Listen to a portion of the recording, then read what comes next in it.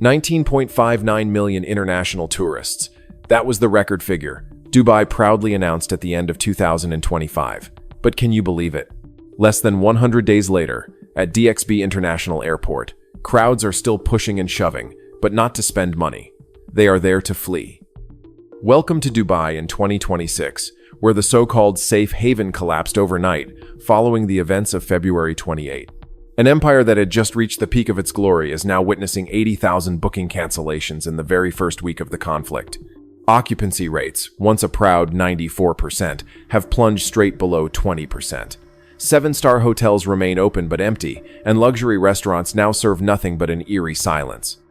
Icons like Palm Jumeirah or the Burj Khalifa observation deck, where you once had to queue for an entire month, are now ready to welcome you instantly.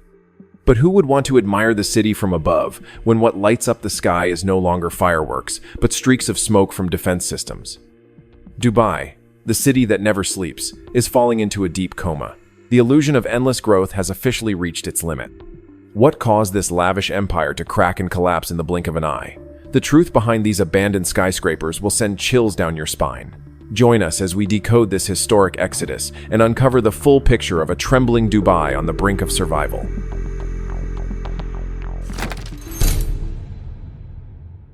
Terminal A of Zayed International Airport was once praised as a technological marvel with a capacity of 45 million passengers per year. Billions of dollars were poured into building a future where biometric procedures replaced human interaction. But you know what? No matter how advanced technology is, it cannot check in ghosts. Today, instead of serving as the departure point for more than 260,000 people daily, Zayed International's runways have become the most expensive parking lot on the planet. Boeing 787 Dreamliners, the pride of American engineering and Airbus, a 350 aircraft now lie motionless. Their engines, instead of roaring to take you to luxury golf courses, are wrapped tightly in protective covers against sand and dust. They look no different from monsters chained inside a cave, silently watching as desert sand begins to bury the grand illusions of global dominance. The automated check-in gates still glow with neon lights, but they only reflect emptiness across the polished marble floors. Perhaps people forgot that an airport without passengers is nothing more than a lavish warehouse. The events of the 28th of February 2026 may have dealt a fatal blow to the Gulf's so-called strategic position. When the airspace of Iran and Iraq abruptly shut down, the national carrier Etihad Airways suddenly found itself trapped in an inescapable geopolitical snare. The air corridors connecting east and west, once the lifeblood of prosperity, are now constricted like a rusted funnel. Can you picture it? To travel between continents, planes must detour around Central Asia or Africa, adding hours to flight times. For a busy executive or a seasoned traveler, time is more valuable than gold. Even though Etihad made desperate efforts by slashing long-haul ticket prices by up to 50%, cheap fares cannot buy peace of mind. Data suggests that the disruption of more than 20,000 flights in a short period is not merely a technical glitch. When refund policies are extended all the way to June 2026, one has the right to suspect that this is not a temporary pause, but a systemic collapse. Perhaps passengers carrying American Express Platinum cards in their wallets have realized that a cheap vacation is not worth trading for the instability of a sky filled with missile smoke. In VIP, lounges once reserved for the elite, the atmosphere has shifted from relaxation to extreme anxiety. The airport still has people, yes, but they are not eager shoppers heading to luxury duty-free stores. They are evacuees. Those who once believed in the promise of a risk-free paradise now stare at electronic boards filled with red lines, delayed and canceled. Even VIP customers, those who never had to wait, are now willing to pay up to $250,000 for a private flight just to escape this golden prison. As Western governments issue exercise caution travel advisories, Abu Dhabi is suddenly marked as a red zone on travel insurance maps. Perhaps the greatest mistake of policymakers here was believing that money could buy eternal peace. If you once dreamed of an 88 million AED villa on Saadiyat Island, a place dubbed a magnet for the ultra-wealthy, then perhaps now you should feel lucky that you are still sitting comfortably in a quiet town somewhere in Florida or Texas. The number of international visitors flowing here has evaporated by about 27% due to geopolitical instability. In Abu Dhabi, hotels that were once impossible to book, even with money, are now witnessing shocking vacancy rates of up to 80–90%. Saadiyat was once called the cultural island, but by April 2026, It looks more like a coastal concrete museum. Long corridors that once carried the footsteps of billionaires and elites now echo only with the sound of the sea wind. It is ironic to see symbols of pride become so eerily silent. Perhaps travel companies never told you. In this 120-degree land, luxury comes at a cost, and that cost is rising by the second. Even without a single guest, these 7-star super hotels are still forced to run high-capacity carrier or train air conditioning systems 24/7. Why? Because if the cooling stops for just a few hours, humidity and desert sand will immediately consume all the velvet interiors and expensive marble walls inside. Maintenance costs here account for a massive share, and now, as revenue approaches zero, reserve funds are being drained at a rate that even Las Vegas casinos might admire. Not to mention the luxury food supply chain. With shipping routes blocked, chefs are forced to import lobsters and caviar through costly detours, adding tens of thousands of dollars just to wait for guests who never arrive. Isn't it absurd that some of the most expensive dishes on the planet are now sitting in silent kitchens, waiting to expire? If you were to look from a satellite tonight, you might no longer recognize the glowing towers on Yas Island or Al Raha Beach. To survive, developers have adopted an extreme hibernation strategy, shutting off electricity across entire floors. The belief in being risk-free has vanished faster than a sandstorm. The Gulf tourism industry is now losing around $600 million per day. Even upscale residential areas like Hid al-Saadiyat, once considered safe havens for global capital, are now witnessing a quiet wave of exodus. Do you remember Formula Rossa at Ferrari World? This speed monster was once the pride of Abu Dhabi, where men of steel pushed themselves to the limit. But today, instead of the thrill of screams on the world's fastest roller coaster, all that can be heard is the dry whistling of wind through massive steel structures. Shutting down complex mechanical systems in extreme heat and fine desert sand may be silently destroying them from within. Restarting these machines could cost more than building new ones. Even the Yas Marina F1 circuit, once home to blazing Pirelli tires in fierce competition, is now covered in a dull layer of dust. Mercedes-Benz safety cars and high-performance Ford vehicles owned by the wealthy have likely long been put into storage, giving way to an unsettling stillness. It seems that in the world of the wealthy, entertainment only truly matters when it comes with a guarantee of absolute safety. When the Gulf skies began to show unwanted streaks of smoke, the ultra-rich responded quickly. Reports suggest that super yachts, once iconic symbols of Yas Marina, have quietly left port, heading toward calmer waters in the Caribbean or the Mediterranean. As international security agencies raise alert levels, major events at Etihad Arena have been abruptly canceled en masse. Can you believe it? The Global Entertainment Index estimates that Yas Island has lost more than 70% of its highest-spending visitors. Michelin-starred restaurants, once serving elite corporate executives, are now operating in ghost service mode. The cost of maintaining chefs and service staff is now likely draining budgets faster than any previous financial crisis. A strange scene is unfolding at Warner Bros. World Abu Dhabi. Iconic characters tied to our childhood now stand motionless under the blazing sun, with not a single visitor in sight. Could this be the end of the overly artificial manufactured entertainment model?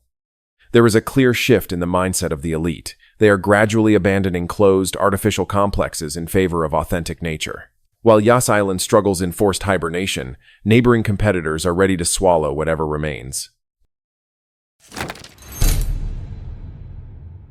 You might find it absurd to learn that prestigious hospitals like Cleveland Clinic Abu Dhabi, once considered a symbol of American healthcare in the desert, are now facing a harsh reality.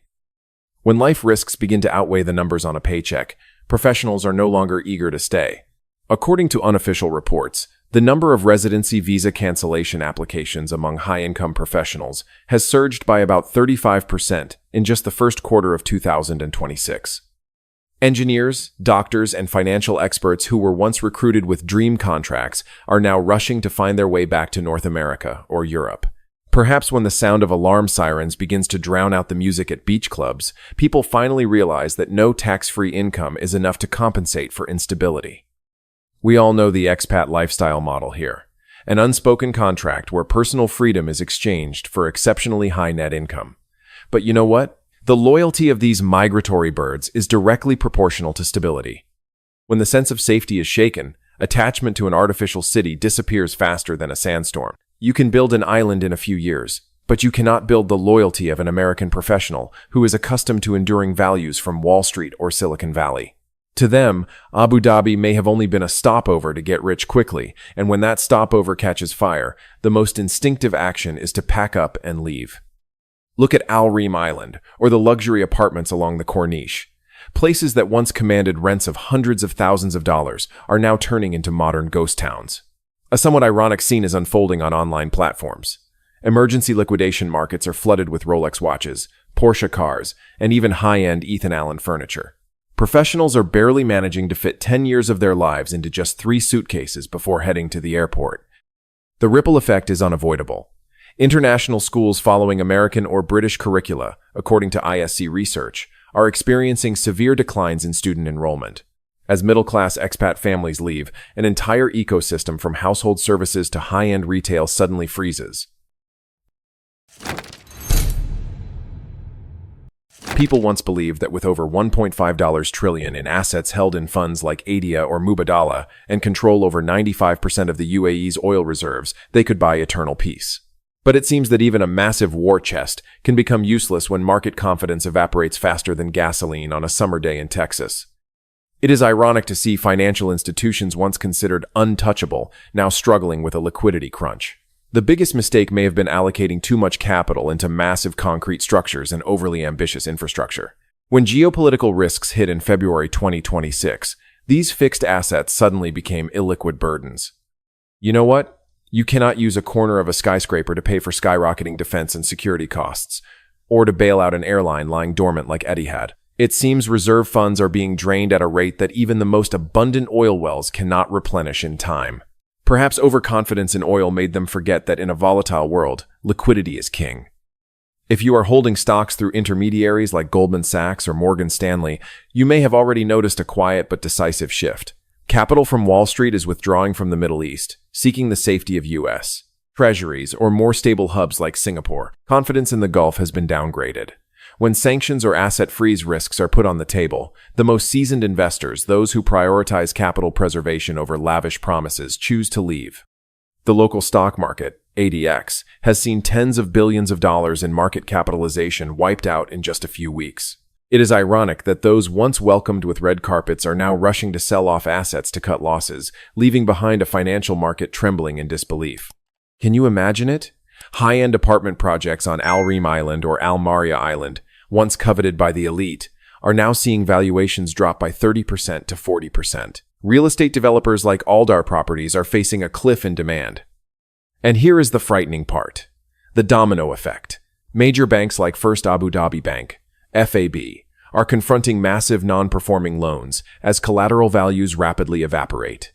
As asset management firms in the ADGM Financial Center begin shutting down or relocating to preserve capital amid currency volatility, one has to ask, can a financial hub survive if no one is willing to place their trust in it?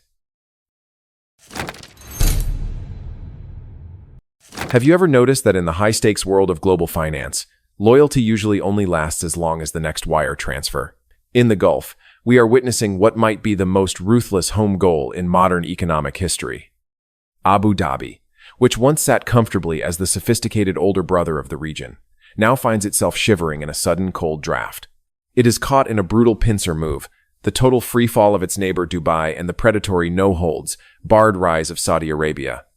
While Abu Dhabi is preoccupied with frantic security briefings and gazing at its eerily empty runways, Riyadh hasn't wasted a single second of this crisis. They seem to understand a fundamental truth: never let a good disaster go to waste. Under the massive umbrella of Vision 2030, Saudi Arabia has accelerated its strategic play with a clinical, almost corporate coldness. You might have heard of the policy the business world is now calling the coercive ultimatum. It's quite simple, really. If a multinational corporation wants even a sniff of those lucrative Saudi government contracts, they must move their regional headquarters to Riyadh. Period. No more commuting from the plush offices of the Abu Dhabi Global Market, ADGM. This capital flight is spreading like an uncontained oil spill, directly bleeding an Emirati financial hub that was already showing structural cracks. It's a bit of a dark comedy, isn't it? Just as the UAE is forced to issue grim aviation safety warnings, Western media channels are being flooded with glossy, high-budget ads for NEOM and the Red Sea Global Project. The subtext isn't even subtle anymore. They are essentially asking, why risk your neck and your capital in a shaking tower when we are ready to pour $800 billion into a brand new, stable, and greener paradise? Even the prestige events, the high-stakes golf tournaments, and the elite summits where you'd usually find the brass from JP Morgan Chase or Goldman Sachs are quietly, almost politely, being rerouted to Jeddah. For decades, the relationship between Abu Dhabi and Dubai functioned like a classic family dynamic, the wealthy, conservative older sibling constantly stepping in to settle the tabs for the younger brother's wild, extravagant lifestyle. But as we move through 2026, the party in Dubai hasn't just ended, the house has burned down. When the Dubai real estate and tourism markets officially imploded, the sheer scale of the disaster was too much, even for Abu Dhabi's legendary deep pockets. You can only absorb so much bad debt before your own balance sheet starts to look like a liability. For the big institutional investors in New York or London, the nuance between the Emirates is vanishing. To them, if Dubai is red zone, the whole UAE is radioactive. This guilt by association has created a psychological barrier that no amount of gold can melt. When you're trying to enjoy a sunset at a luxury beach club, but your view is obstructed by a Lockheed Martin defense battery or a naval patrol, the relaxation factor tends to evaporate pretty quickly. Wouldn't you agree? You know, there was a time when taking a photo next to a gold-plated supercar or inside a lavish hotel room was the ultimate symbol of success. But the truly wealthy now seem to be growing tired of these pre-programmed settings. Tourists are increasingly seeking authentic experiences rather than being confined in a luxurious glass cage. Gold-plated rooms in Abu Dhabi are beginning to create a strange sense of fatigue. It is ironic that billion-dollar marketing campaigns have suddenly backfired as Western media starts labeling these projects as soulless. Perhaps when you push artificial perfection too far, the only thing you get in return is an expensive emptiness. You can spend money to bring names like the Louvre or Guggenheim into the desert, but can you bring along the centuries-old cultural flow of Paris or New York? These architectural landmarks are merely isolated, cultural franchises. In Abu Dhabi, everything is designed to serve transient visitors rather than to nurture a sustainable urban soul. And just imagine when central air conditioning systems from companies like Carrier fail or operating costs skyrocket, how suffocating that climate-controlled glass cage would become. Humans, after all, may not be designed to live indefinitely in an artificial environment where even the air is measured in dollars. When service fees begin to rise to offset losses, a phenomenon analysts call fee fatigue, the true nature of this system is exposed. It is a system that prioritizes image and profit over genuine human connection. Perhaps Abu Dhabi did not collapse because it ran out of money. It collapsed because it built an empire on the foundation of artificial admiration. When the world awakens from its intoxication with glamour, those tallest towers become nothing more than measures of loneliness and obsolescence. A flawless prison that may be the most accurate definition of what is happening.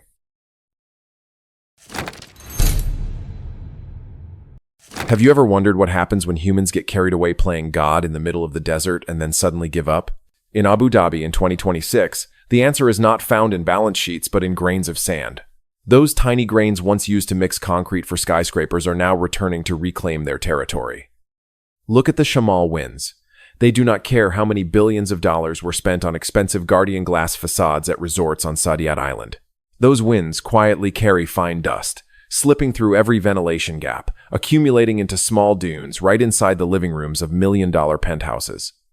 When summer humidity reaches 90%, the salt concentration in the air begins a chemical attack on steel structures and gold-plated interiors. With just a few weeks without cooling, toxic mold quickly takes over air duct systems, turning luxurious buildings into deadly environments for humans. Even the weight of accumulated sand on massive domes like those at Ferrari World can create gravitational pressure that architects never accounted for. Could it be that these billion-dollar steel structures are actually more fragile than a wooden house in rural America?